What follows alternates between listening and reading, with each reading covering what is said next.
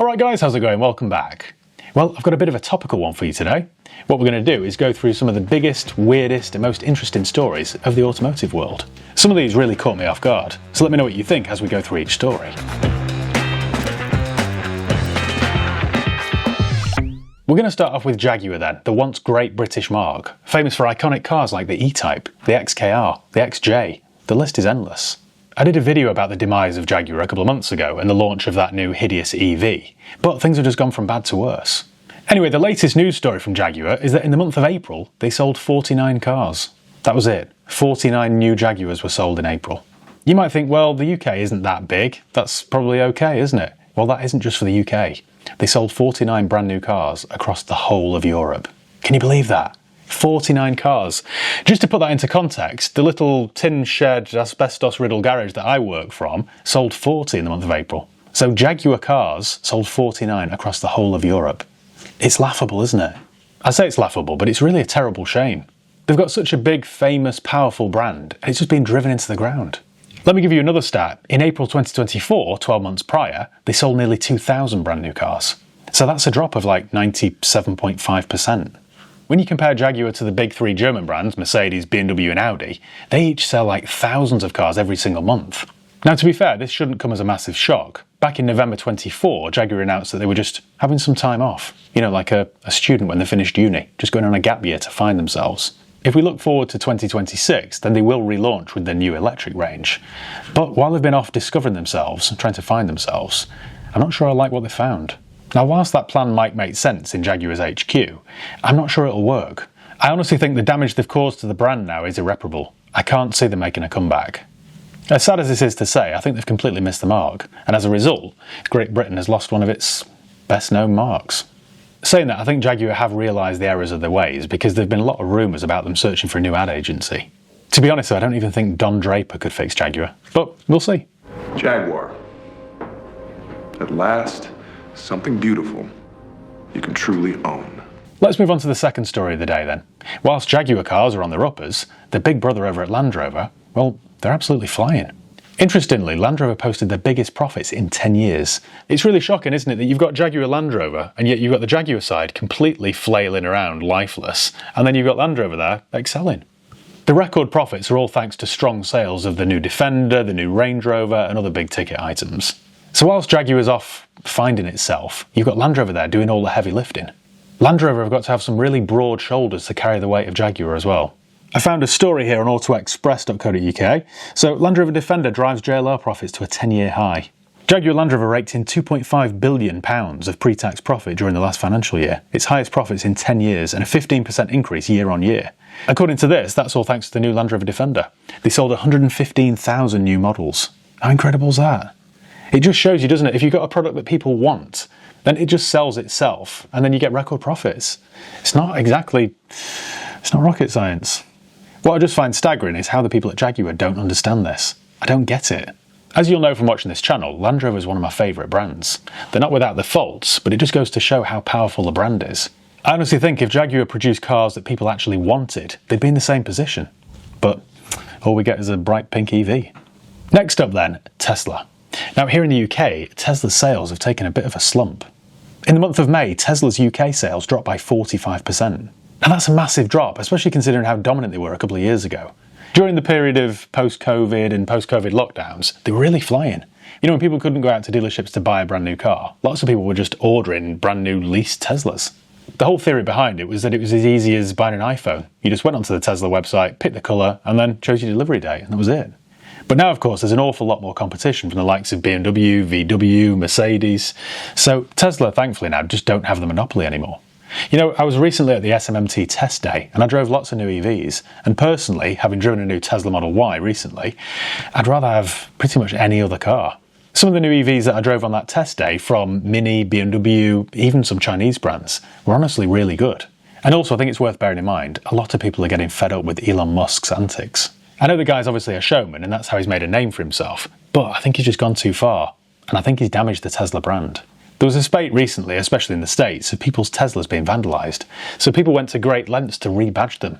I've seen Teslas on Instagram badged as Audis, Hondas, you name it. And that's obviously all down to Musk's Marmite personality. It might even be time for a new CEO at Tesla. Who knows? Everything's computer. Speaking of Marmite personalities, let's head over to the Oval Office. As you'll no doubt have heard, Donald Trump has introduced whopping tariffs across the board, but he's taken particular aim at the automotive industry. His basic aim, I think, kind of makes sense. He's trying to protect American jobs and the American economy, but I just think it's incredibly short-sighted. You see, a lot of car brands, regardless of their nationality, will have factories in places where labour's much cheaper. So even in the US, for example, massive US car brands will have factories in Mexico and Eastern Europe and places like that. So all of a sudden you've got these huge American car brands that are going to have to pay a 25% import duty when bringing not just their cars, but car parts that are made outside of the US. And those are costs that just aren't going to be absorbed by the manufacturer. They've got to be passed on to the consumer. And that, of course, will push up prices, and then sales will decrease. So for example, if you were thinking about buying a $50,000 car, all of a sudden overnight it would be $62,500. Now, I'm not an economist, but even I can see that in the short term it might look like you're winning because you'll gain 25% overnight instantly. But in the long term, sales will decrease and you'll just lose overall revenue. Whilst you might be watching this in the UK thinking, well, that won't affect me, don't be so sure. Things like this tend to ripple out. There will be some sort of aftershock. And the US is such a big player in the automotive world, there will be some effect here in Britain. Take, for example, my previous story about Land Rover making record profits. If all of a sudden the £100,000 Range Rover gets exported to America and then becomes a £125,000 Range Rover, people just won't buy it. They'll go and buy a locally made, locally sourced Escalade or Navigator instead. That will then, of course, affect jobs at Land Rover here in the UK. So there will be a ripple effect. And that's without even talking about potential price hikes for parts and things like that. Before we get on to the next one then, I just want to say a big thank you to today's video sponsor, Surfshark. Now if you haven't heard of Surfshark, Surfshark are a VPN service provider.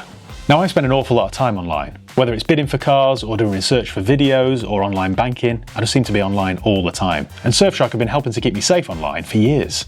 Surfshark keeps your data safe and it lets you change your virtual location, which is great if you want to access stuff that's region locked. Take, for example, you want to watch your favourite TV show that's only available in the US. You can use Surfshark to change your location so that it thinks you're in the US, and then all of a sudden you can watch your favourite show. And it'll even help you dodge all that creepy price tracking stuff when you're shopping for flights or insurance. I've used Surfshark for years now and it's always been spot on. If you'd like to try Surfshark for yourself, then you can get yourself an extra 4 months totally free if you use my promo code HighPeakAutos. All you need to do is visit surfshark.com/HighPeakAutos and you get the extra 4 months totally free. It's really easy to set up, you can use it on an unlimited number of devices, and it helps support the channel. So thanks Surfshark for sponsoring today's video. Right, on to the next story then. Number 5 is quite an interesting one, and it shouldn't come as a surprise.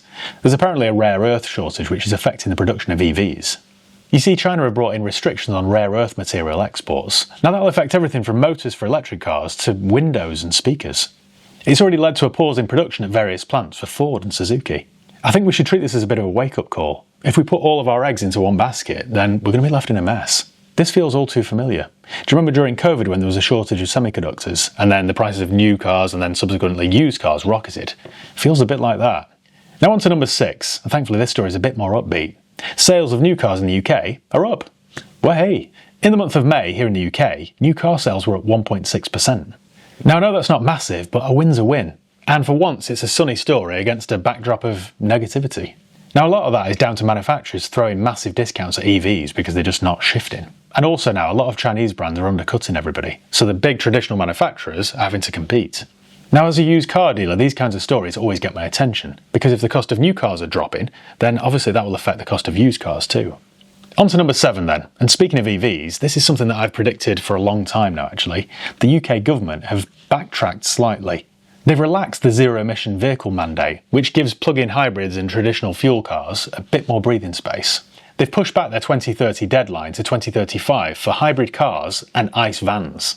And when I say ICE vans, I don't mean, cubes. I mean internal combustion engine vans. Something else that's interesting is they've exempted small volume manufacturers, such as Aston Martin and McLaren, so they can continue making ICE cars for the foreseeable future. Which of course is great news if you're a petrol head. This has obviously angered some environmental groups, but let's face it, they're not a happy bunch anyway, are they? They're too busy throwing paint at museums and sitting on the M25.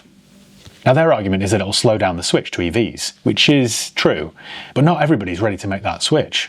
The trouble is, and I've been saying this for ages, the infrastructure just isn't here. It keeps getting better, but it's not there yet. So what do you think? I actually think it's quite a sensible move from the government. I mean, they had to get something right one time, didn't they? Number 8 then. Have you ever heard of Bollinger? I'm not talking about the champagne that James Bond drinks. I'm talking about the car brand. Bollinger's an American company. They made these very boxy EVs that were quite cool looking, actually. Bollinger were about to go bust, and then all of a sudden a company called Mullen Automotive swooped in and bought 95% of the company and rescued them. If you hadn't heard of Mullen Automotive, then I don't blame you. I hadn't either, in all honesty. But after some light Googling, it turns out they make EV vans. I didn't know. They're carrying on with production apparently, so let's see where that goes. I wish them all the best. On to the last story then, BYD. Bring your own drinks, whatever it stands for. It's the Chinese brand, and all jokes aside, they make decent quality cars. I think they're in cahoots with Mercedes-Benz because you can buy them at your local Mercedes-Benz dealer in Stockport, and they are good quality cars. I've driven the Atto, the Seal and the Dolphin. Okay, the names are silly, but the cars are really good. I was genuinely impressed with not only the quality, the drive, but also the price. It's no wonder they're taking over. You see more and more of them on the road. Anyway, the real story here isn't that, or my opinion of them. It's the fact that in China they're slashing the prices of new BYDs. Over there, they've started a bit of a price war. They've slashed the prices across 22 models. But in the UK, the prices have stayed the same. They haven't slashed them. Yet. It just made me think, if they can find ways to slash prices in China, they'll probably do the same thing here in the UK. And then, before you know it, every car you see on the road will be a bring your own drink. They could genuinely shake up the UK car scene. Whether that's for the better, only time will tell. Right then, I think that's your lot. If you enjoyed this little Have I Got News For You High Peak spin-off, then let me know in the comments below and I'll do more of them. But until next time, thank you once again for watching. Make sure you give the video a thumbs up if you enjoyed it. Make sure you subscribe if you haven't done already. You can follow me on Facebook, Instagram, Twitter and TikTok. I'll leave the links below. And yeah, cheers guys. See you next time.